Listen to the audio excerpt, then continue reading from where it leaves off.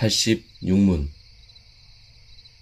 예수 그리스도를 믿는 믿음은 무엇입니까? 답. 예수 그리스도를 믿는 믿음은 구원하는 은혜인데, 이것으로 말미암아 우리는 그가 복음에서 우리에게 제공된 대로 구원을 위해서 오직 그만을 받아들이고 의지합니다. 해설입니다. 우리가 신앙생활을 하며 가장 많이 듣고 쓰는 단어 중 하나가 바로 믿음일 것입니다. 믿음이란 단어는 개역개정 신약 성경에 252번 등장합니다. 모든 단어가 그렇듯이 믿음도 전후 문맥에 따라 그 의미가 조금씩 다른데, 여기서는 믿음의 네 종류와 세 요소를 살펴봄으로써 믿음이란 단어를 어떻게 이해해야 하는지 살펴보겠습니다. 먼저 믿음의 네 가지 종류를 소개하겠습니다. 첫째로, 역사적 믿음은 실제로 벌어진 역사적 사건에 대하여 있는 그대로 인정하고 수용하는 마음 상태입니다. 역사적 믿음에서 그 사건이 갖는 영적, 도덕적, 실존적 의미는 별로 중요하지 않습니다. 단지 그 사건이 실제로 발생한 사실이라고 여기는 믿음입니다. 예수님 당시에 어떤 사람이 예수님의 죽음과 부활을 목격했다면 그 사람은 예수님의 죽음과 부활을 역사적 사실로 믿을 것입니다. 하지만 이 믿음은 기독교가 말하는 참된 믿음과 거리가 있습니다. 예수님의 죽음과 부활이 자신의 구원과 어떤 관계가 있는지 깨닫고 거기에 맞서 삶의 방식과 목적까지 변해야 참된 믿음입니다. 예수님의 죽음과 부활이 영적, 도덕적, 실존적 의미로까지 이어져야 하는 것입니다. 사도행전 26장을 보면 아그리빠는 구약의 선지자가 실제했다는 사실은 물론이고 선지자들이 어떤 말을 했는지까지 알고 있었습니다. 하지만 그는 선지자의 존재와 말이 어떤 영적, 도덕적, 실존적 의미인지 몰라 예수님에 대한 증언을 받아들이지 못했습니다. 그의 믿음은 역사적 믿음에 지나지 않았던 것입니다. 사도행전 8장에서도 역사적 믿음에 머문 사람의 예가 나옵니다. 사마리아에 거주하면서 이런저런 마술로 사람들을 놀라게 하던 마술사 시몬은 빌립의 전도를 받아 믿고 세례를 받았습니다. 세례를 받은 그는 전심으로 빌립을 따라다니며 그를 통해 나타나는 표적과 능력을 보았습니다. 그런데 그는 성령께서 역사하신 권능을 돈으로 사려고 하다가 베드로에게 큰 책망을 받습니다. 사도들이 행한 표적을 실제 사건으로 인정하고 믿었지만 영적, 도덕적, 실존적 의미를 발견하지 못하고 자신을 높이려는 기회로 삼으려고 했던 것입니다. 그의 믿음은 참된 믿음이 아니라 역사적 믿음에 국한된 인간적 믿음이었다고 평가할 수 있습니다. 둘째로, 이적적 믿음이란 이적과 관련된 믿음입니다. 우선 당사자가 이적을 행할 수 있다는 확신을 갖는 능동적인 경우가 있습니다.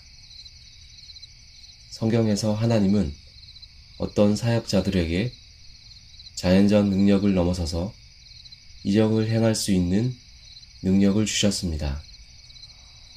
그러면 그 사역자는 본인이 이적을 행할 수 있다는 확신을 갖게 됩니다. 이것이 바로 능동적인 경우의 이적적 믿음입니다. 마태복음 17장에서 제자들이 귀신을 내쫓지 못한 이유는 그들에게 이러한 믿음이 없었기 때문입니다. 예수님은 이런 제자들을 믿음이 작다라고 평가하셨습니다. 반면 수동적인 경우에 이적적 믿음도 있습니다. 이는 본인이 이적을 행하는 것이 아니라 하나님이 자기를 위하여 이적을 행하신다는 확신이 있는 경우입니다. 마태복음 8장에서 예수님은 백부장의 믿음을 평가하시며 이스라엘 중 아무에게도 이만한 믿음을 보지 못하였노라고 말씀하셨습니다. 그리고 백부장에게 가라, 내 믿은 대로 될지어다 라고 명령하셨습니다.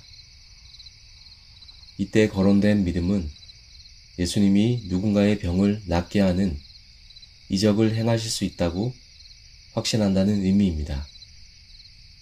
마르다는 예수님이 하나님께 무엇이든지 구하면 하나님이 주실 것이라고 믿었습니다. 이적적 믿음입니다. 마르다의 이 이적적 믿음은 앞으로 살펴볼 구원적 믿음과 다르지 않았습니다. 왜냐하면 마르다는 예수님이 부활과 생명으로서 예수님을 믿는 자는 죽어도 산다는 것을 믿었고 예수님이 그리스도이시고 세상에 오시는 하나님의 아들이시라는 것도 믿었기 때문입니다. 이는 이적적 믿음이 진정한 구원적 믿음과 분리되지 않는 경우입니다. 하지만 이 둘이 분리되는 경우도 있습니다. 누가복음 17장에 등장하는 나병 환자 10명을 생각해 봅시다. 예수님을 향해 자기들을 불쌍히 여겨달라고 소리친 그들에게는 예수님이 자기들의 병을 고칠 수 있다는 이적적 믿음이 있었습니다. 그런데 그중 9명은 병이 나은 후에 예수님을 떠나버렸습니다. 오직 한 사람만이 돌아와 큰 소리로 하나님께 영광을 돌리며 예수님의 발 아래 엎드려 감사를 표현했습니다. 예수님은 이런 그를 칭찬하시며 내 믿음이 너를 구원하였느니라 라고 말씀하셨습니다.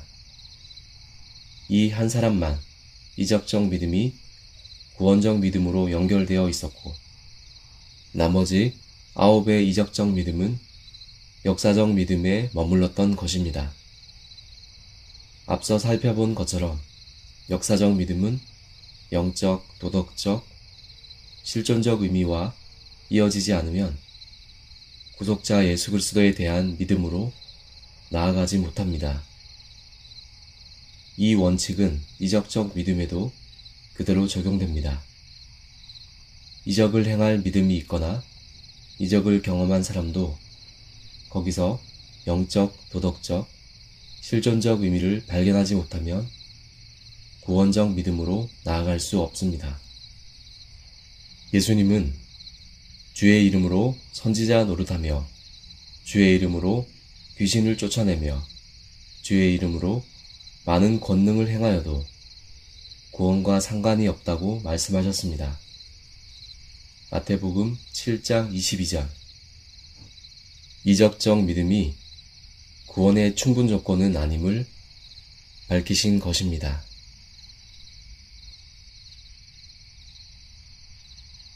내가 주를 바라오니 성실과 정직으로 나를 보호하소서.